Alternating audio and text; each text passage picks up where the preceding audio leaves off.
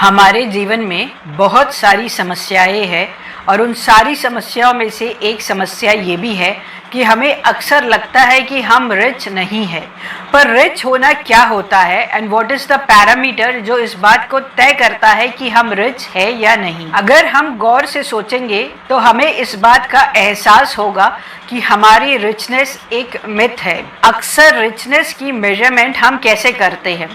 नमस्कार फ्रेंड्स, मैं हूँ प्रियंका और आप सभी का स्वागत है आपके अपने चैनल लाइफ ऑसमनेस में। हमारे फैमिली, फ्रेंड्स, नेबर या जितने भी लोगों को हम जानते हैं उनका एक एवरेज मंथली इनकम को हम निकालते हैं और उसके हिसाब से हमें ये लगता है कि we are not financially sufficient enough. मान लीजिए कि आप एक ऐसे सर्कल में रहते हैं जहां आपके अराउंड सबकी एवरेज इनकम अराउंड 50,000 रुपीज है और अगर आपका इनकम मान लीजिए 50,000 से नीचे अराउंड 25 या 30,000 के आसपास है तो आप अपने आप को पुअर कंसिडर कर लेते हैं।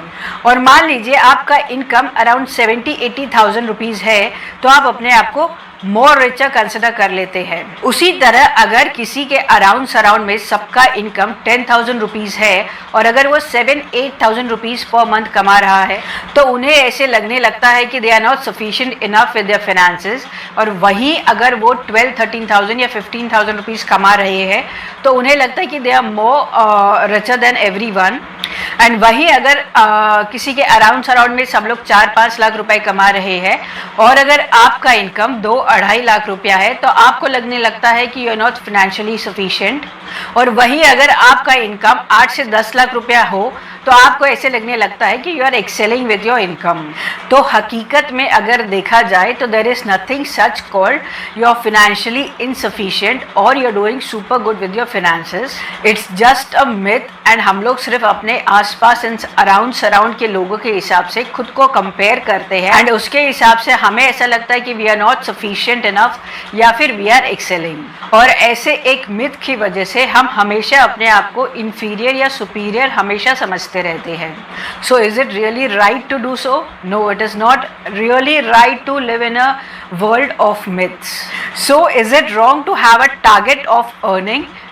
Friends, if you are liking our videos, please like, subscribe, follow, share. No, it is not wrong to have a target of earning, but the reasoning of your targets may be wrong. If you start making your targets as per your goal, you start achieving your goals really very fast because you have a reason and better reasons to achieve your goals. Stop comparing yourself with others and stop living a life of a myth.